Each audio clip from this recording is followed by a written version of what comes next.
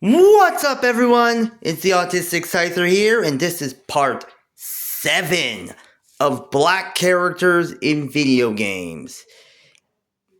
And for those that already don't know, parts 1 through 6 are up on my channel now, so I suggest you watch those videos, then come back for this video. And who knows, there's a good chance we might have a part 8 in the near future, so stay tuned, possibly stay tuned as soon if that comes to pass. And that being said, let's get into it, because honestly, we've done a lot of different ones. As we've seen, I've got over black characters in fighting games, and I've gone over black characters in RPGs. This time, it's the video games that are kind of differentiate between multiple different franchises. Those that kind of don't fit anywhere else. And honestly, let's start this one off with a game that honestly kind of fits with straddling the line between first-person shooter, RPG, and a little bit of third-person shooter. The Borderlands franchise. Now, when a lot of people think of the world of Pandora, most of them kinda don't think of anything involving race. However, that being said, all of them are kind of interesting to say the least. But honestly, for those that haven't noticed, one of the first group of Vault Hunters just so happens to be the Black Commando, Roland. And granted, considering how I'm still stuck in Borderlands 1, because I just so happened to go through the game as Mordecai. By the way, shout out to Major Slack Attack / Major Slack Videos for his Let's Play on the Borderlands franchise. Let's Plays on Borderlands 1 and 2. But even with that, I wish I had chosen Roland.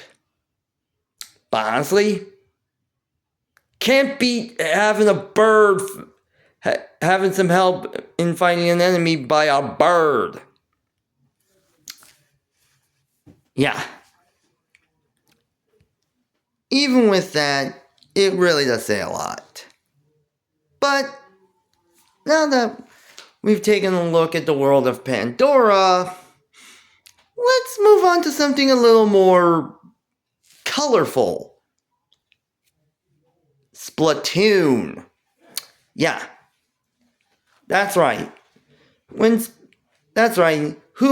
never thought that Nintendo would basically give us their own version of a looter shooter, but in all fairness, it's really one of the more interesting ones that kind of bring in a little bit of a nice little lore to the world. And honestly, I've wanted to play through the entire Splatoon franchise. Only to realize I can't play through the original Splatoon ever since Nintendo shut down the eShop for the Wii U. Oh boy. But even with that, Splatoon has had their fair share of black characters, as basically Splatoon 2 and Splatoon 3 have had members of their idol groups that were black. As Splatoon 2 has of course Marina from Off the Hook, who is basically the Octoling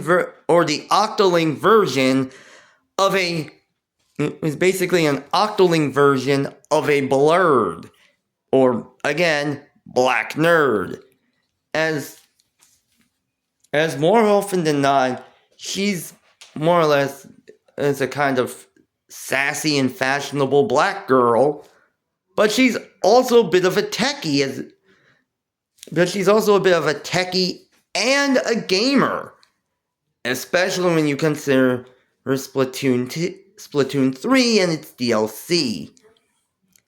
Whereas and speaking of Splatoon 3, they gave us a nice little trio of an idol group in Deep Cut, which gave us the non-binary queen of Shiver, everyone's favorite Manta Ray, Big Man, and of course, their token black representation of Fry, who is basically a little bit not only energetic, but often shows to be not the brightest bulb in the shed.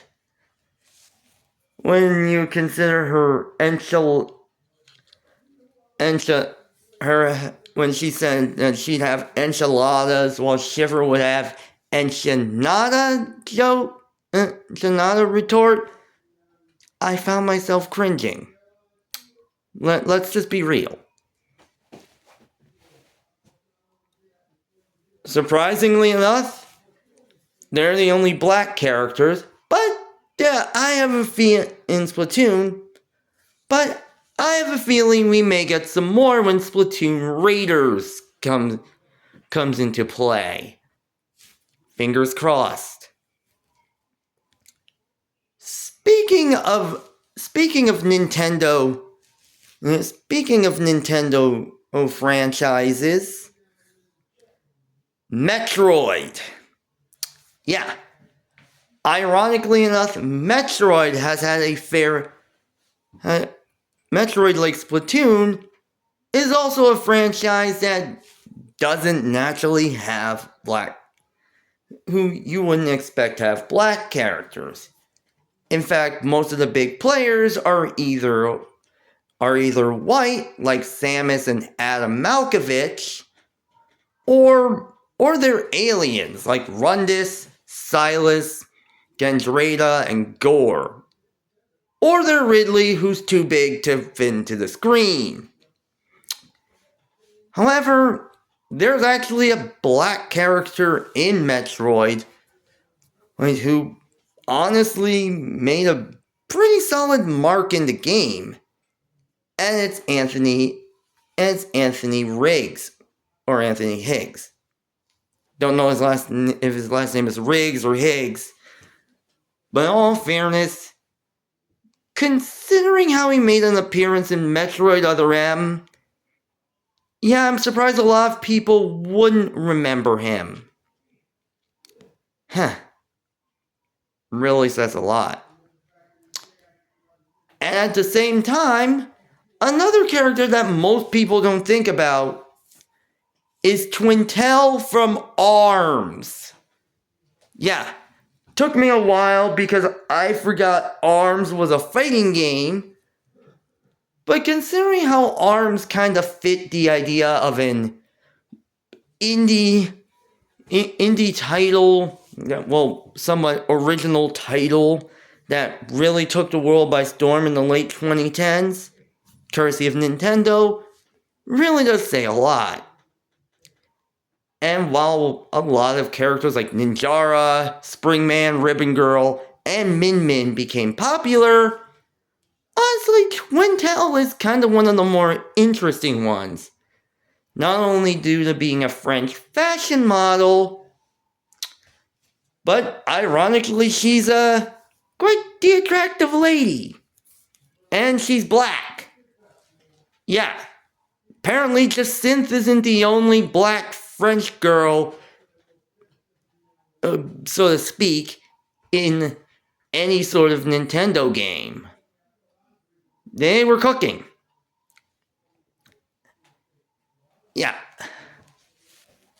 Let's take a little break from Nintendo and move on to a game that most people will know of for just being epic and edgy. Gears of War. And honestly, in all fairness, Gears of War is an interesting in concept, as basically almost every character were kind of the manly character. And when a lot of people think of with Gears of War, they think of either Dominic Santiago or Marcus Phoenix, or either the Carmines. However, there's one character that really got the train rolling, if you pardon the pun. And that is Augustus Cole, aka known as the Cole Train. And the fact he is basically the Gears of War universe's a former player of the Gears of War universe's analog of football really proves his, bad attitude. It really makes sense.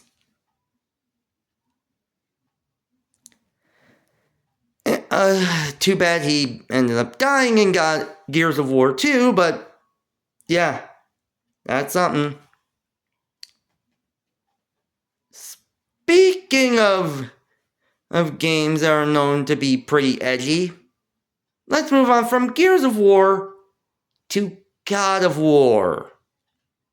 And yeah, I think we know which character this one is.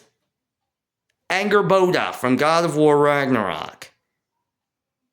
And yeah, I know in Norse mythology, Angrboda is not black, but the fact that she has kind of a bit of a relationship with Atreus, who, spoiler alert for God of War 2018, is Loki, really does kind of fit the mythology that Angrboda goes through quite nicely. And again, it's nice to see a god in these games that's black. So, again, don't know if Hades has this, but yeah. That being said, let's move on back to Nintendo. And the legend, and of course, one of the biggest franchises besides Pokemon and Mario, Legend of Zelda. And honestly, like most other franchises, they don't have that many black characters. But ironically, the GameCube and Wii era were really... Wii U era really did work with it, because they have characters that really kind of fit in the mold. As Twilight Princess gave us the character of Telma, the savvy bar owner and leader of the Resistance against Sant and his Twilight forces. And naturally, again, she gives me some vibes of like Guinan from Star Trek the movie, which honestly really does say a lot. And I never thought I would be comparing Zelda to Star Trek, but here we are. And surprisingly enough, Skyward Sword decided to add to that by giving us the character of Gondo, who more or less is the one who helps out with by running out the scrap shop and helping out by expanding your pack, allowing you to more or less hold more things, and even upgrading a good amount of his weapons. Of course, he's not the only black character in Skyward Sword, as his mother shows up as well. But it's also proof that sometimes some guys really do love their mamas. I can somewhat relate.